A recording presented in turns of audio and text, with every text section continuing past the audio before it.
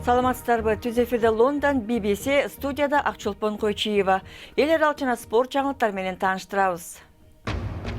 Премьер-министрин Брекзит боюнча келишимин дагы бир жолу четке каккан Британ парламенти эми Европа биримдигинин эч кандай келишими жок эле чыгуу боюнча добуш берет.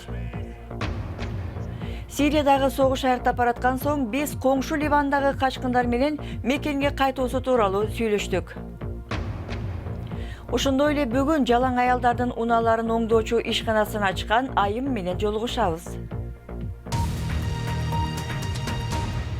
Бүгүн Британ парламенти өлкөнүн Европа биримдигинен 29-мартта эч кандай келишимсиз чыгуу боюнча добуш берет. Кечээ парламент премьер-министрин уюмдан чыгуу шарттары белгиленген келишимин дагы бир жолу четке какты. Тереза Мэй айым 2 жылдан бери талкуулаган план кабыл алынган жок. Бул саясий кризистин жүзү. Палата өкүлдөрү жана депутаттар Вестминстердин ичинде бушайман түшүп, чуркап жүрүшөт. Алар жок деп чечим кабыл алууга камданууда. Премьер-министр Тереза Мэйдин келишими экинчи жолу кабыл алынган жок. Ошентип ал өз парламентинин ишенимин жоготуп жатат окшойт. Жок дегендер 391, ооба дегендердин саны 242. Премьер-министр азыр бийликти болгон күчү менен кармап турат. Парламенттин бүгүн кабыл алган чечимине абдан кейип турам. Мен азыр дагы Улуу Британия евро биримдиктен чыгуусун туура көрүп жатам. Жана колдо бар келишим жакшы келишим деген пикирдемин. Мындан башка келишим жок. Ачуусу келген премьер-министр бүгүн депутаттарга Европа биримдигинен келишимсиз чыгуу боюнча добуш берүүнү сурайт. Эгер депутаттар макул деп добуш берсе, бейшемби күнү Британиянын биримдиктен чыгып кетүү датасын артка жылдыруу мүмкүн болот. Бирок кечээ түнү Тереза Мэй андан кийин эмне болот деп сурады.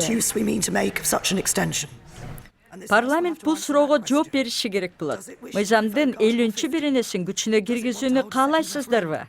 Экинчи референдум өткөрүүнү каалайсыздарбы? Же келишим менен чыгууну көздөйсүздөрбү? Же бул келишим жакпай турабы? Парламент чечимди кабыл алды. Эми ошол чечимдин кесепеттерин жоюшу керек. Лейбористер партиясы келишимге каршы добуш берди. Алар колунан келсе жалпы шайлоо уюштурмак. Премьер-министрдин бул көйгөйдү чечүүгө белгилеген убактысы калбай калды. Балким өлкөдө кайрадан жалпы шайлоо өткөрүшүбүз керек. Ошондо өкмөт Британия эли эмнени каалап жатканын билет. Тереза Мэй анын келишимине тоскоолдук жараткан күчтөрдү башкара алган жок. Бирок министрлердин айтымында Мэй айым утулуп калганына жана бир нече тоскоолдуктарга карабай өзүнүкүн бербейт. Премьер-министр Тереза Мэйдин Британиянын Евро биримдиктен чыгуу боюнча долбоорун парламент экинчи жолу четке какты. Бул жана башка жаңылыктарды азыр интернет сайтыбыздан уюлдук телефон аркылуу окуй аласыздар. Биздин дарек bbc.com/кыргыз.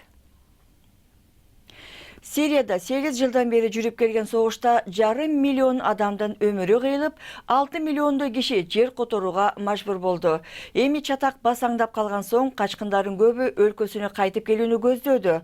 Бирок алар кандай жашоого туш келебиз деп коопсуздугуна кабатыр. Кабарчыбыз Мишаль Хусейн Ливандын Бекар аймагында баш калкалап жаткан качкындарга жолугуп келди. Миллиондон ашуун сириялыктын өмүрүн алган каардуу согуш башталгандан бери көп мезгил өттү.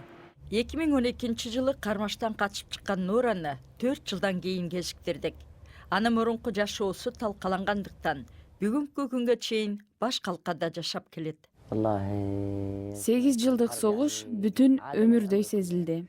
Чынында эле ушундай күнгө туш келдикпи деп ойлоп кетем. Сирияга кайтып баруу тууралуу ойлоносузбу? Эгер тынчтык орноп, жашоого коопсуз болсо, кайтып барар элем. Кайтып барганда эч кандай коркунуч сезбей, ээн эркин басып жүрсөм дейм. Биз бул үй бүлө менен акыркы жолу жолукканыбызда Нуранын өспүрүм кызы Делал талаада иштеп жаткан. Эми ага кичүү сиңдиси Сурая да кошулду. Алардын окуп билим алуу тууралуу үмүтү өчкөн. 8 жылга созулган согушта үй жайсыз калдык. Адилетсиздикке туш болуп, курдук көрдүк. Кыялдарыбыз эч качан орун албай калды. Учурда чыр-чатак жаңы баскычка өттү. Сириялык качкындар өз өлкөсүнө качан кайтаары тууралуу ойлонууда. Ливанда көпчүлүгү жакырчылыктын чегинде жашайт. Биз бул жердеги сириялыктардан Сирияга кайтып барасыңарбы деп сурадык.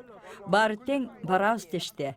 Бирок качан барасыңар деп сураганыбызда алар күмөн санап коркуп жатканын айтышты. Кризис токтой элек. Биз кайтып барганыбыз менен ал жер кооптуу. Сирияда миллиондогон көйгөйлөр бар. Ал жердегилер сизди уурдап же башка нерсе кылышы мүмкүн.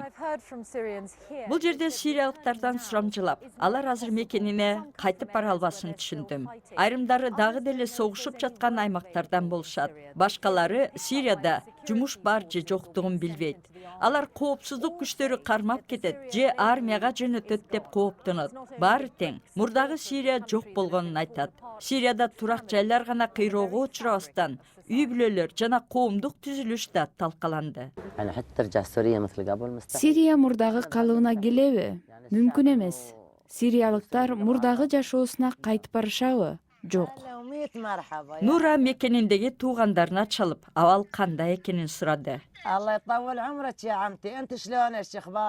Ал Сириянын бардык тарабы тынч эместигин айтат.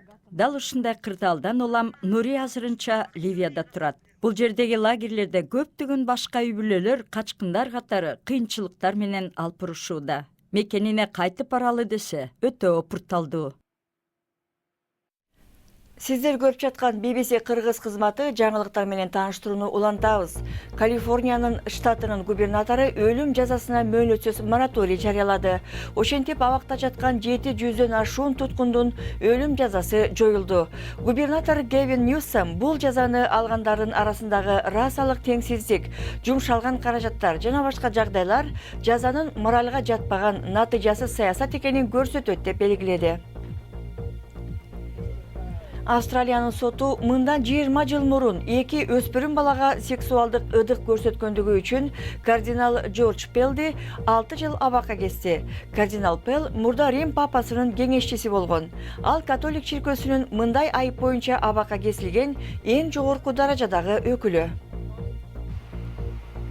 Эфиопияда учак кыйраган окуядан улам. АКШнын авиация башкармалыгы көп мамлекеттердин Boeing 737 Max учагына тыюу салышынан оолак болууда. Буга чейинки текшерүүгө ылайык учакты токтотууга негиз жок деди Америкалык авиация уюму. Нигериянын Лагос шаарында мектеп жайгашкан имарат кыйрап түштү. Бери дегенде 8 окуучу каза тапты. Көптөгөндөр уранды алдында калды деп болжонууда. Мектеп 3 кабаттуу имараттын эң үстүңкү кабатында жайгашкан. Вьетнам Малайзиянын бийликтерине кайрылып, Түндүк Кореянын лидери Ким Чен Ындын аталаш бир тууганынын өлүмү боюнча соттолуп жаткан вьетнамдык аялды бошотууну өтүндү. Куала-Лумпур аэропортунда болгон окуя боюнча соттолуп жаткан индонезиялык аял индонезиялык өкмөттүн аракеттеринен улам кечээ бошотулган эле. Кыргызстанда Дордой базарынын соодагерлери Кытайдан импортталган товарларга бажы төлөмдөрү 3 эсе жогорулап кеткенине кабатыр болуп, президент менен өкмөткө кайрылды. Алар бул көрүнүш сооданын токтотушуна, жумушсуздуктун өсүшүнө алып келет деп жатышат. Бишкектен кабарчыбыз баяндайт. Кытайдан Дордойго түз келип түшкөн товарлардын дүң баасы кымбаттап кетти. Соодагерлер бажы төлөмдөрү эмнеге жогорулап кеткенин билбей калатыр.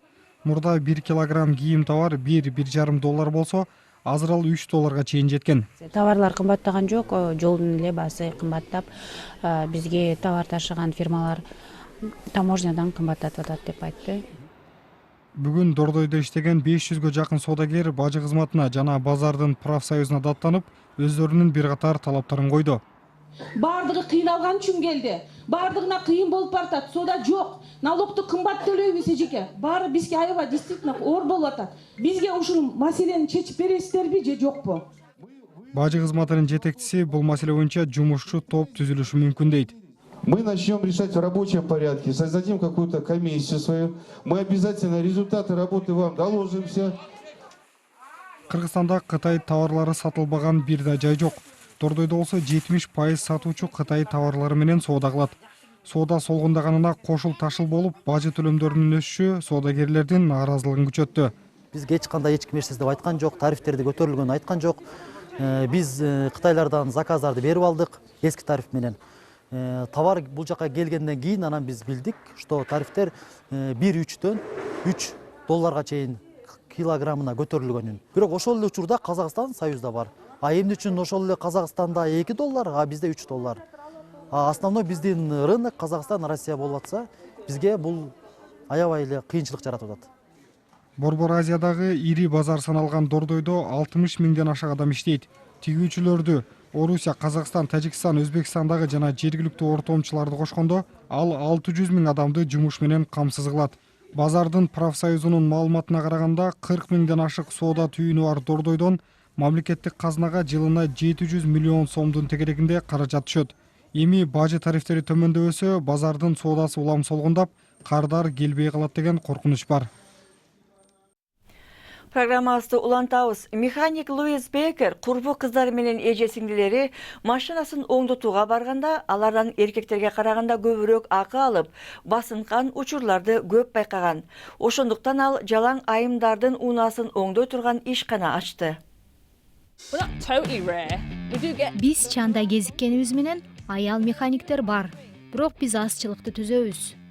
Менин көп айым досторум, туугандарым жана тааныштарым унааларын оңдоткону барганда ашыкча төлөгөндөрүн айтышат. Алар кереги жок болсо деле унааларына бир нерселерди жасатып чыкканын айтышат. Эркектер тараптан аялдар унааны жакшы түшүнбөйт деген түшүнүк бар. Алар ошону менен кээде пайдаланып кетишет. Луиза механикалык сервис менен камсыздаган гараж ачкан. Ал аял кардарларды кабыл алат. Кардарлар мага келип эмнеси бузулганын билбейм.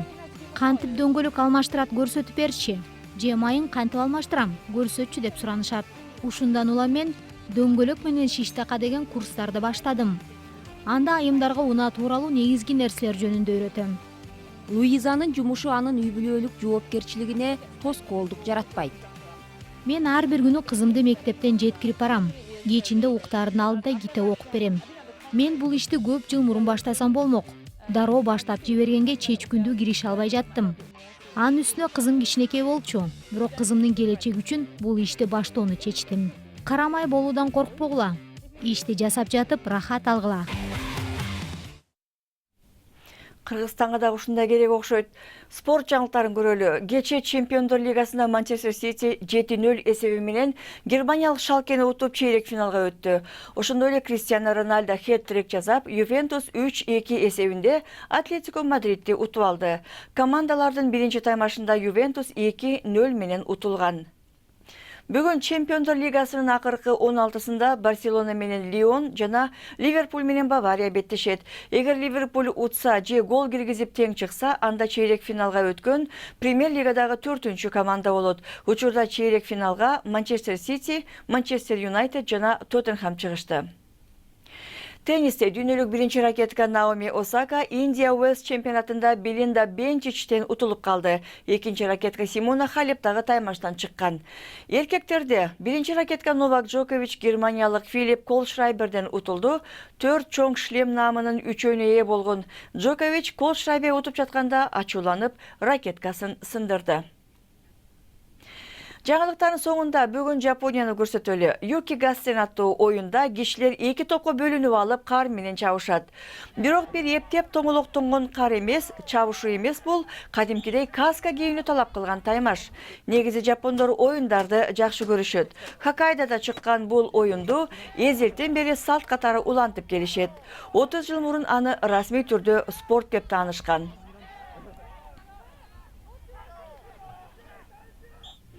Булардын кар тумулуктогон аппараты жакшы экен. Кыргызстанда кар деле калбай калса керек.